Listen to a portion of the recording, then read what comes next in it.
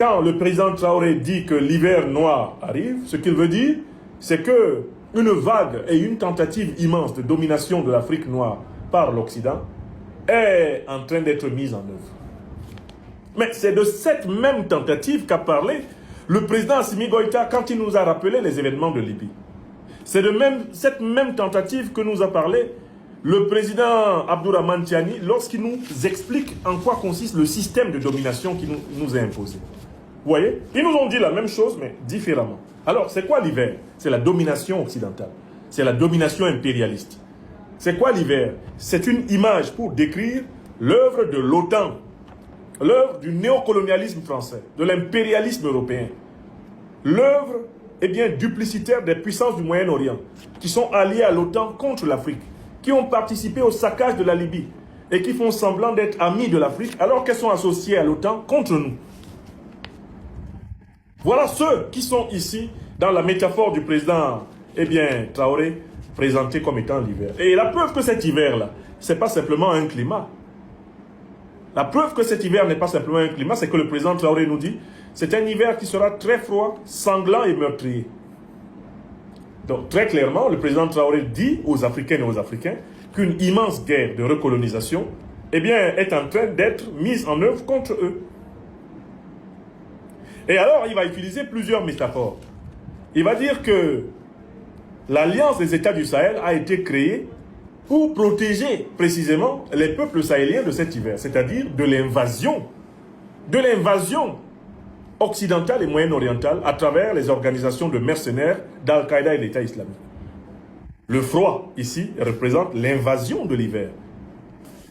Il dit que l'Alliance des États du Sahel a cherché des arbres pour le feu afin de protéger les Africains contre ce froid. Qu'est-ce que ça veut dire? Les arbres pour le feu, ce sont les arbres. Les arbres pour le feu, c'est l'armée unifiée. Les arbres pour le feu, c'est la banque fédérale. Les arbres pour le feu, c'est la diplomatie unifiée. Les armes pour le feu, c'est l'entraide contre les attaques. Les armes pour le feu, c'est la solidarité aésienne. C'est ce qui s'appelle ici les arbres pour le feu. Le président Traoré continue sa métaphore. Il dit que l'AES a été créée pour chasser les loups. Qui sont les loups? Ce sont les traîtres internes et les ennemis externes. Les traîtres internes, ce sont les Africains néocolonisés, soumis au néocolonialisme français, soumis à l'impérialisme occidental et moyen-oriental, et qui servent les intérêts des puissances étrangères contre les peuples africains. Ce sont ceux qu'on a appelés les nègres de maison, les maillots capétiens. Ce sont les nègres de salon, comme les appelle souvent le président Abdourahmane Tiani, reprenant ainsi une catégorisation connue des critiques du racisme. Les loups sont donc les traîtres intérieurs et les ennemis extérieurs. Alors, la construction des montagnes contre le vent de cet hiver noir, c'est la construction des différentes institutions ayant pour but de protéger les populations africaines. C'est donc la construction de la défense, la construction de la diplomatie, la construction de l'économie souveraine. C'est la construction de la barrière, de l'intégrité et de l'authenticité de la culture africaine comme source des institutions. L'hiver dont il parle arrive. Pourquoi? Pourquoi l'hiver arrive-t-il? Autrement dit, pourquoi la guerre occidentale de recolonisation de l'Afrique est-elle en train de hâter le pas? La raison en est très simple. L'Occident est globalement pauvre en matières premières stratégiques. Il est également extrêmement pauvre en capacité de renouvellement de ses ressources humaines. L'Occident est donc potentiellement en déclin économique et en déclin démographique. En réalité, l'Occident est confronté à une menace existentielle. D'abord, sur le plan économique, ne disposons pas dans ses sous-sols d'or, de manganèse, d'uranium, de coltan, de lithium, de gaz, de pétrole, etc. L'Occident a choisi depuis 600 ans d'organiser des guerres de pillage en Amérique du Nord, en Amérique latine, en Afrique, en Asie et dans les îles des océans Atlantique et Indien, afin de s'approprier les matières premières de peuples entiers et nourrir son industrie. C'est ce que l'Occident a fait depuis 600 ans. Maintenant, c'est ce modèle de pillage de la planète qui est remis en cause par l'émergence des BRICS, remis en cause par l'émergence du monde multipolaire. avec des puissances comme la Fédération de Russie, la République populaire de Chine, la République de Corée du Nord, des puissances comme l'Inde, des puissances comme le Brésil, des puissances comme le Venezuela, des puissances comme l'Iran.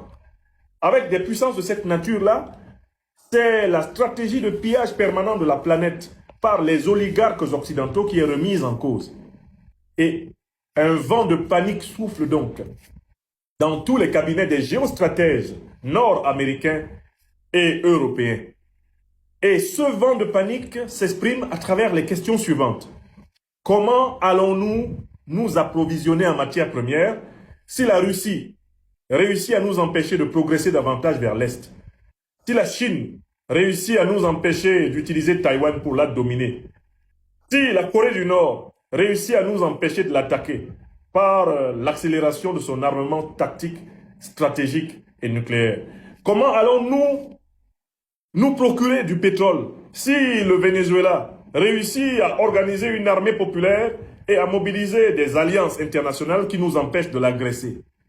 Comment allons-nous nous servir en Afrique si l'Alliance des États du Sahel atteint un seuil de puissance militaire tel que l'agresser, c'est prendre le risque de subir des défaites militaires sévères, et l'agresser, ça serait prendre le risque d'affronter les grands alliés de l'Alliance des États du Sahel, que sont la Fédération de Russie, la République populaire de Chine, l'Iran, le Venezuela, etc., etc.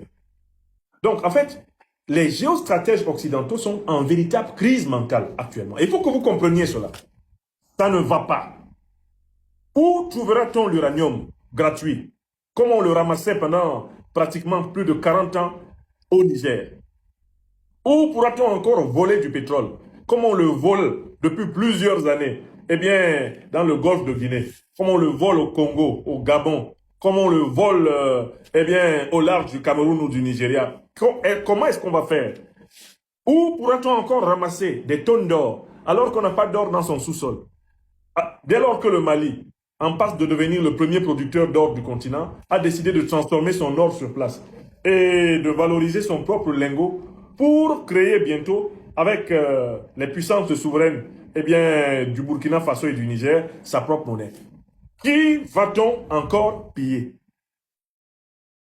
Voilà la situation dans laquelle se trouve l'Occident, qui refuse de renoncer au modèle du diviser pour régner, le modèle de l'ordre par le chaos, le modèle des guerres permanentes de pillage, des guerres hybrides, des guerres par proxy interposés, des guerres manipulées, comme celle, par exemple, qui est menée contre le peuple de la République démocratique du Congo, à travers l'Ouganda et le Rwanda, qui sont financés par l'Union européenne, financés par les États-Unis, financés par la Grande-Bretagne, pour mener une guerre permanente contre le Congo et obliger les dirigeants congolais à accepter la braderie de leur pays avec les États-Unis, avec la Grande-Bretagne, avec l'Union européenne, la braderie des richesses du Congo avec le Rwanda, avec l'Ouganda, en tant que ceux-ci sont les serviteurs de l'ordre impérialiste occidental international. Vous voyez bien ce modèle.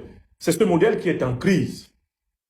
Et voilà pourquoi, eh bien, les impérialistes occidentaux et moyen-orientaux sont décidés à organiser une agression de plus grande ampleur. Incapables de renoncer au modèle de prédation, au modèle de pillage, au modèle de l'ordre par le chaos, ils ne songent qu'à inventer de nouvelles guerres qui leur permettraient d'affaiblir les pays dont ils veulent piller les richesses et par la suite de s'en servir. Si vous voulez comprendre l'origine de toutes les guerres que nous avons dans le monde et qui sont provoquées par les agressions militaires de l'OTAN, eh bien, lisez déjà le beau livre de Daniel Ganser, l'historien et géopolitologue suisse Daniel Ganser, Les guerres illégales de l'OTAN. Dans ce livre sont documentées toutes les guerres que l'OTAN a déclenchées dans le monde et les preuves que toutes les guerres que l'OTAN a déclenchées dans le monde avaient pour finalité le pillage des ressources naturelles du pays agressé. Et les exemples pullulent. Ils prennent depuis la naissance de l'OTAN dans les années 40-50, dans les années 50, jusque dans les années 2020.